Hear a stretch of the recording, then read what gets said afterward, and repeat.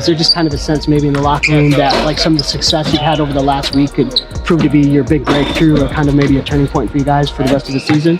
Yeah, I mean, I think we're all feeling good. I think the energy's high. Really good win in Minnesota. Had a chance to celebrate together. I think that only helps our chemistry. You know, all that stuff off the court definitely fuels us. We're having fun with each other. We're having fun together playing. So I think it is. I think this is a good moment for us, and you know, especially we're playing without one of our best players. So to do that in those circumstances, we're really just proud of ourselves. The WNBA's self-declared unstoppable dynasty, the Las Vegas Aces, were just humiliated in front of the whole world of basketball. A thrashing check of 27 points. A'ja Wilson is failing miserably despite receiving every encouraging remark possible. Large check. Chelsea Gray, who some people irrationally believe is superior to Caitlin Clark, disappeared when it counted most. The largest check of all. A squad in Indianapolis was prepared to give A'ja a clinic on what true team first, high IQ basketball looks like as she was busy pulling people down from behind and miraculously avoiding fouls. Please remark with Lexie and CC if you're a fan of the Fever. Come on, because Vegas didn't just lose that 81-54 clinic that the Indiana Fever played. Indiana Fever just beat the Aces.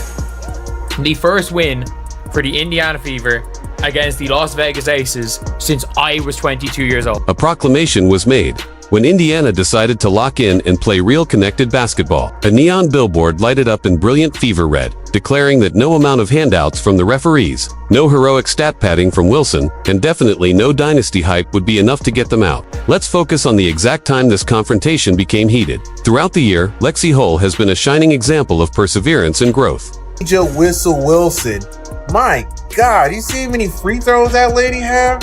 Oh my God, on the stat sheet, she had basically 30 points, but all the free throws this woman got, man, they tried her best to keep the Aces in the game, man, but it didn't matter. It didn't matter, man. They destroyed the Aces. About freaking time the Fever finally beats the Aces, man, and without Caitlin Clark. In the third quarter, she boxed out Wilson so well that it might have been featured in a coaching video. She made room, positioned her ass precisely where it should be, and grabbed that rebound with the dexterity of a pro. Textbook material. However, A'ja Wilson appeared from behind, reaching over Lexie's arms and shoulders to grab the ball in a move so obvious it would have been appropriate for a highlight video of things not to do. It's up.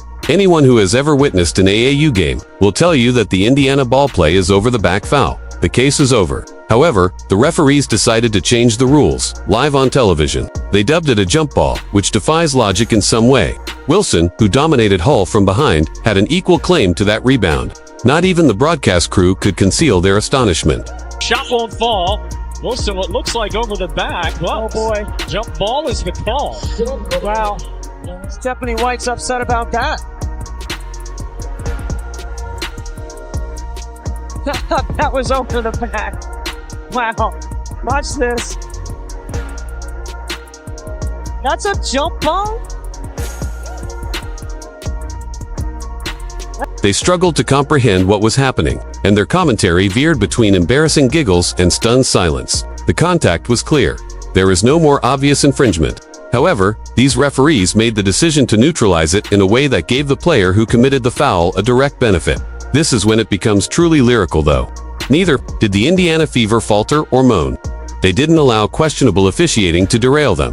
But this was a big win for the Fever because the Aces were the only team that they had not won at least one game to last season, meaning the Aces swept the Fever last season. They actually haven't won a game against the Aces in 16 games. And they did it without Caitlin Clark. This team is crazy. They are beating the #1 team in the league first. And then they go and beat the Aces, who they haven't won to in 16 games. And they did it without Caitlin Clark, which is just a testament to how this team is finally developing a rhythm. They dismissed it, tightened their laces, and then proceeded to demolish the Aces so thoroughly that each dubious call became entirely moot. Let's examine how Indiana converted what might have been a Vegas momentum swing into a lopsided display of exquisite basketball. During the first quarter, Indiana was all assault. After scoring the opening 6 points, they simply continued to strike. They were ahead 21-4 at the end of the first. You could already see that Vegas was losing this game. It's a foul. It's his third.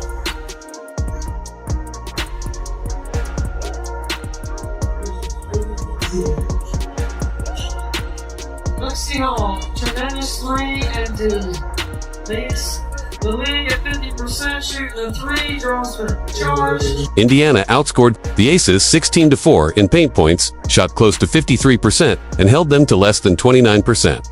It was immediately apparent that this would not be the A's defining night. However, the Fever really got down to business in the second quarter. Vegas lost to them 25-10. It's not a typo, 25-10, while Vegas stumbled to only 24% from the field. Indiana shot an incredible 82%. In the paint, the Fever went 6 for 6, a miserable 3 of 13 for the Aces. It was 46-24 at the half. Let's face it, the game is over. And just when Vegas needed a miracle to rally, that contentious jump ball appeared. In essence, the referees gave them a possession they didn't deserve and an opportunity to alter the course of play. For the Fever, 24. It was among those dreaded situations.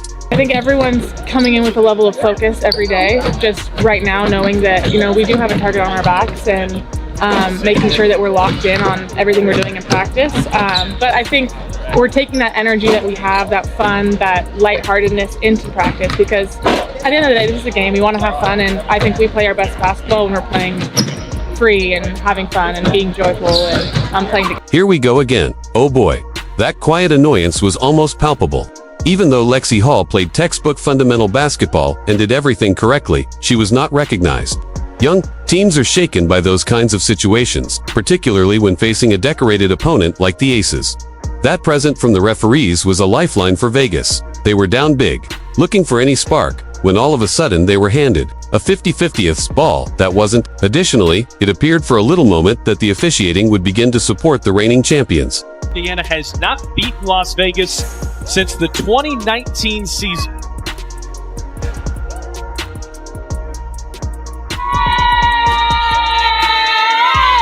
Since Howard, the Commissioner's Cup MVP, has us on the board. Here is Boston right up the middle, untouched. Drive, gives it to the roller, Howard, and she scores from the middle of the paint. Timeout, Becky Hammond. Couple of Gamecocks going head-to-head. I mean, there's some physicality right there. We're really disciplined to the details, and we're playing with a high... Completely irritated, catch and shoot. A makes contact from the foul line. It falls from the front of the rim. Brief recovery. Fever, 4-3. Mitchell's right wing is open. The Aces made 26% of the shots. The lowest a Fever opponent has shot in 15 years is this one. Indiana, however, wouldn't have it. Before the fourth, the lead had grown to 68-47, and it was a complete disgrace in the last quarter. Over the course of the entire period, the Aces only managed 7 points. That is hardly a professional transgression. That is a total collapse of the system. The final score of 8,150 for nearly elevates Las Vegas. In actuality, Indiana dismantled them one by one. Additionally, we must briefly discuss A'ja Wilson's alleged big game. Indeed, she dominated at the line, going 11 of 13 and scoring 29 points on 9 of 18 shots. She shot almost as many free throws as the whole Indiana team combined, which seems like superstar material on paper. They might as well have been gift-wrapped because the whistles were so amiable. Despite all of the referee's generosity, the world's top player ended up with a staggering 27 points in the hole. Wilson crossing over. Wilson hangs. Wilson finishes. Oh boy. Here she comes. See, Hull, a much-needed answer for Indiana. See, after the miss, Hull on the floor again, finds Mitchell, right corner for 3. Good! It's Mitchell the other way for 2. 57-38 Fever with 3:35 left in the third quarter.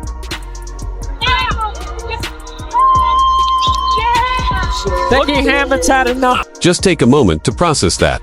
The league's crown gem had a flashy but it had no meaning whatsoever because the other Aces appeared to be hopelessly disoriented. The Indiana Fever played like a team determined to permanently destroy the dynasty myth, while Chelsea Gray stayed away from the game the entire time. Furthermore, Caitlin Clark, Lexie Hull, and the Fever weren't merely carrying out a strategy. During this entire period, on live television, they were changing the league's power structure. That missed call didn't define Lexie Hull's evening. She made A'ja struggle for every inch, locked in even harder, and relentlessly pursued rebounds. Ever the leader, Caitlin Clark planned the attack, set up the floor, and started quick breaks that had the Aces reeling. Absolutely frustrated. Oh, catch and shoot. Connects. In from the foul line, front of the rim, and it drops. Short rebound, Fever. Mitchell, right wing, open for 3. Money! Holding the Aces to 26% shooting It's the lowest a Fever opponent has shot in 15 years. Let's examine the harsh reality of the alleged dynasty in Las Vegas. The other aces combined for a dismal 7 of 43 from the field. Aside from Wilson's 9-for-18 shooting night outside of Asia, compared to practically every other player on the roster, the 16 3% shooting clip is absurd. Not a single other ace managed to score 6 points. Give that a moment to marinate. This club is marketed as having unparalleled depth, and while her teammates disappeared like Houdini under the Fever's constant pressure, their MVP candidate was essentially forced to play 1-on-5. Speaking of the supporting characters, may we now take a moment to give special attention to Chelsea Gray. Yeah, let's get a dub column.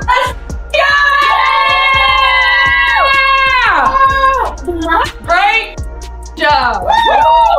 We held them to 26% from the floor. Nice.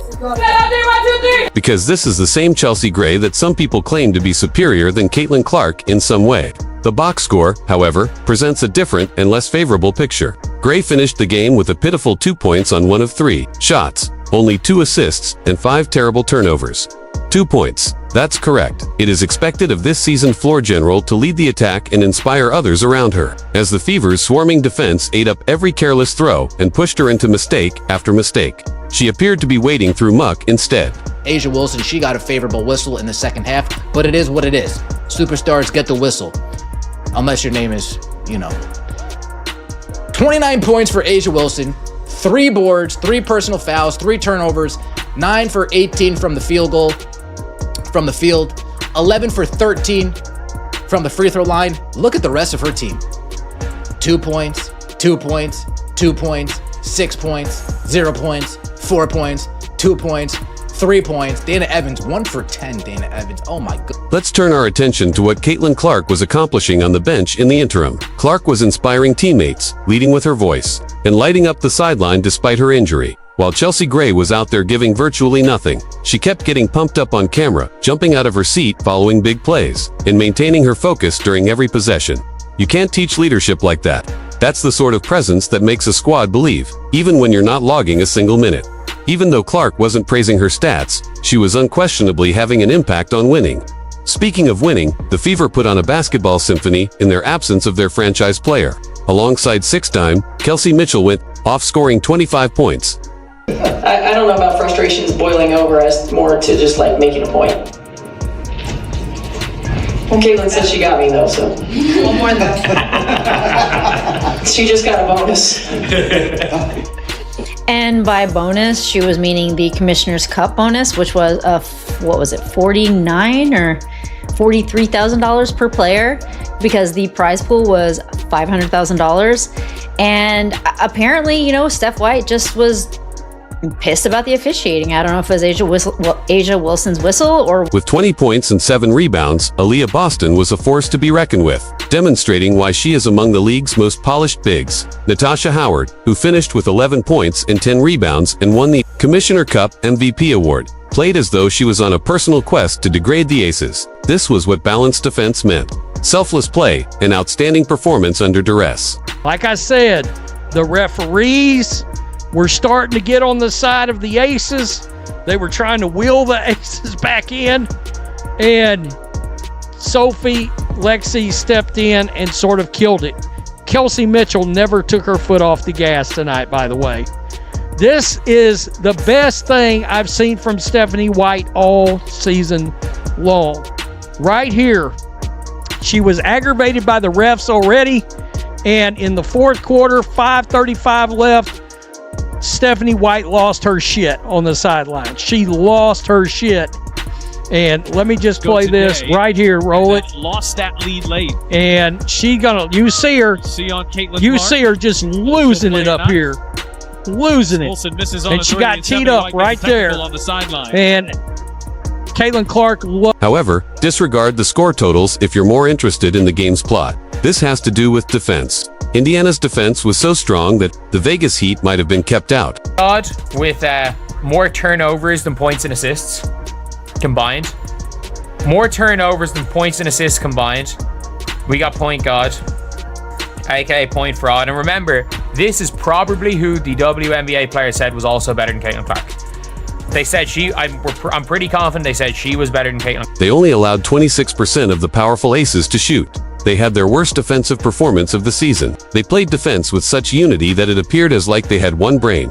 Forced an absurd 17 turnovers. And controlled the paint with a 28-10 lead in the first half alone. Each switch was precise. Really put it on. Right here, you can see 24 points in the first half for the Aces. I mean, seriously, for the Aces. Points in the paint, 38-20. I mean, it was a dominant win by the Indiana. All of the help rotations were punctual. It was clinic stuff for team basketball. Additionally, the eye test supported all of the harsh statistics. Wilson was throwing up 29 points that had no real meaning but would have looked great on a personal highlight reel. Every purported change the Aces attempted to make was being calmly dismantled by the Fever. They executed their setups like a seasoned playoff team, moved the ball with deft passes, and made defense into transition gold. Asia's buckets, meanwhile, defense is playing phenomenal. Oh my God, it's night and day. I think that Commissioner's Cup gave them swag. Now they're swagging it out. I never seen Natasha Howard so aggressive in my life. This girl is beasting now all suddenly. She is beast moding right now.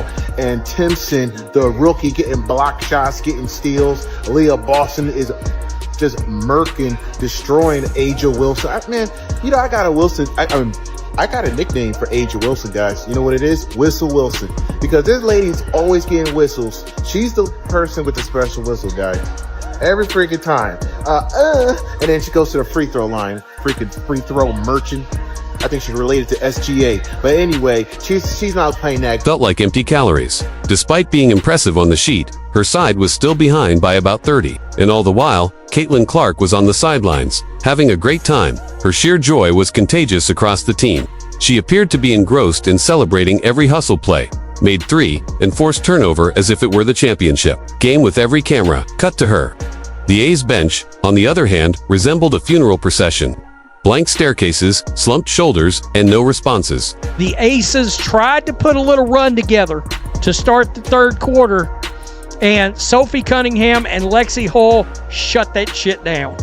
They shut it down by hitting some big shots.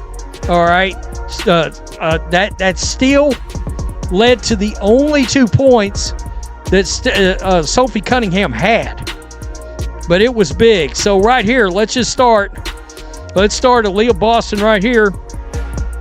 That's Sydney Colson to Boston. She gonna drive into the lane. Wilson. And I've got to tell you, she gave Asia Wilson all. They were unable to understand how they had allowed it to get so out of control.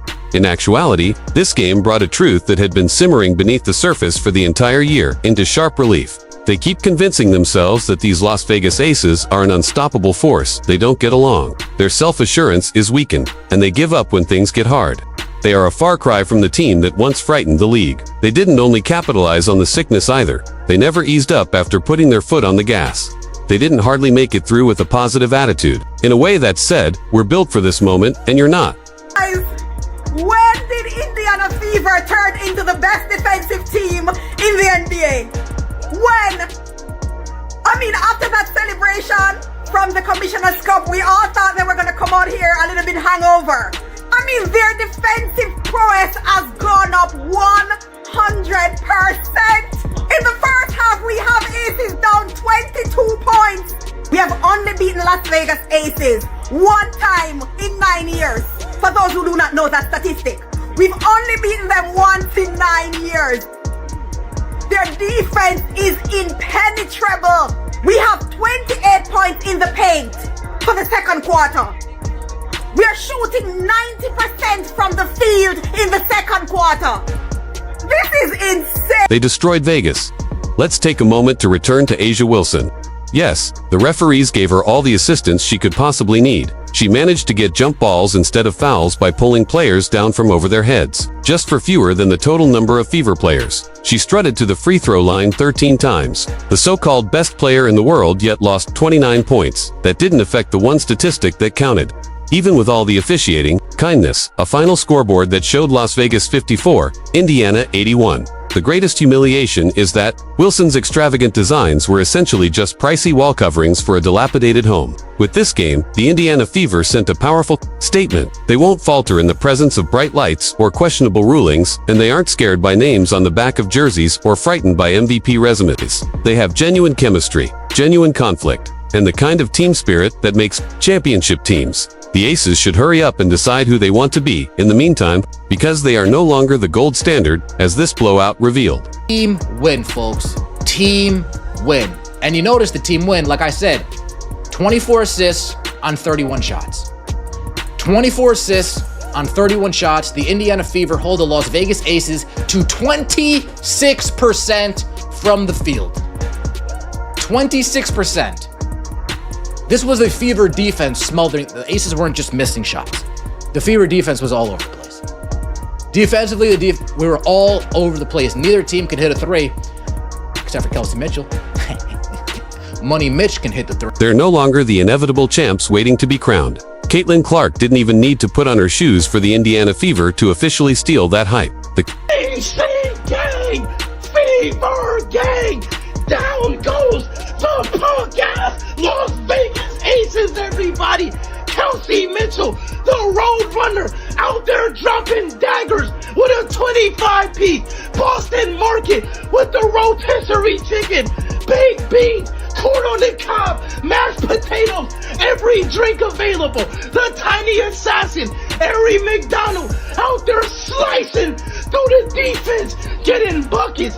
Asia crybaby ass Wilson, hold this L. You ain't nothing but a free throw merchant, goofy Indiana Fever. That's how y'all ball. I don't know what's going on right now, but y'all got the momentum. We can't wait till Caitlin Clark is back on the floor. bottom line for the remainder of the WNBA is as follows. When a team plays cohesive, fearless basketball, all the niceties and highlight clips in the world won't help you. The hierarchy was recently altered by the Fever. They intend to remain. Now that they have come, just think of what will happen when Caitlin Clark returns to lead the team, make logo threes, and orchestrate as only she can, if they can take down the Aces like this without her on the floor. Please leave a remark with CC and Lexie if you agree. With the Fever, to be sure you don't miss anything, like, subscribe, and enable all notifications.